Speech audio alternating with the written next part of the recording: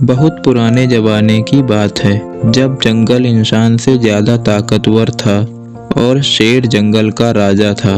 राजस्थान के रेगिस्तान इलाके में एक व्यापारी रहता था, लाला सिंह। ऊँटों के काफिलों के साथ वह दूर दराज के इलाकों में मसाले और रेशम बेचता था। लेकिन एक रात उसकी किस्मत बदलने वाली थी। काफिला घने जंगल में गुजर रहा था।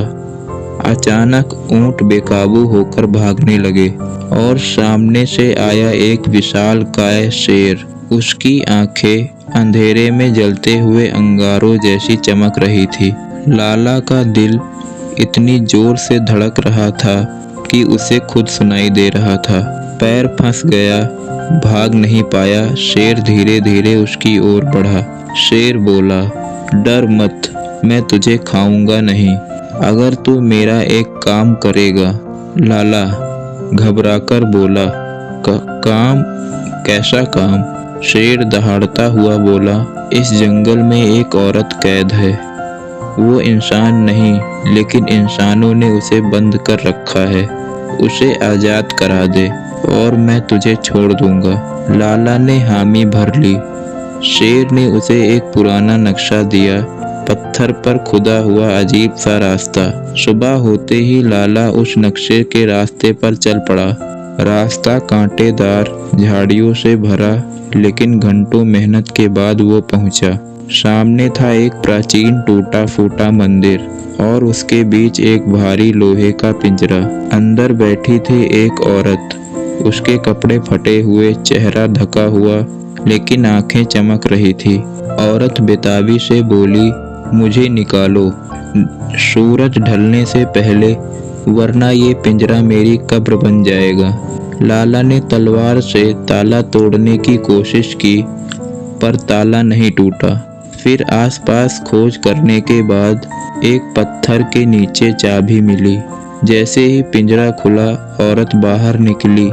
धीरे धीरे मुस्कुराई, लेकिन उसकी मुस्कान इंसानी नहीं थी। दांत नुकीले, आंखें लाल चमकती हुई। वो हवा में उड़ने लगी और डरावनी हंसी गूंजी।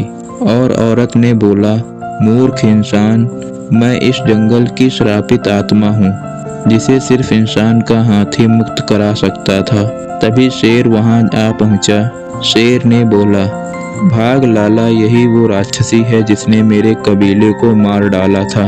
मैंने ही इसे पिंजरे में कैद किया था और तूने, उस औरत ने शेर पर हमला कर दिया। जंगल में ऐसी लड़ाई छिड़ी कि पेड़ जड़ से उखड़ गए।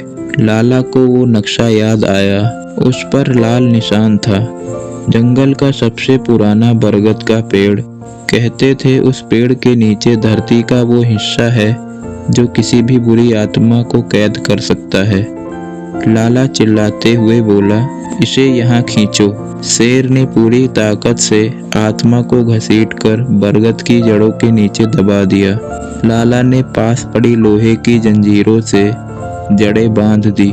आत्मा धरती में समा गई। शेर थके हुए गहरी सांस लेते हुए बोला, तेरी मेहनत तुझे यहाँ तक लाई, लेकिन तेरी सूझबूझ ने हम सबकी जान बचा ली। याद रख, सिर्फ बहादुरी नहीं, सही सोच भी जरूरी है। लाला काफिले की राह पकड़ने लगा। पीछे मुड़कर देखा, शेर कहीं नहीं दिखा। सिर्फ हवा में उसकी आवाज गूंजते हुए सुनाई पड़ी। कभी किसी को आज़ाद करने से पहले सोच लेना कि वो सच में आज़ादी का हकदार है या नहीं।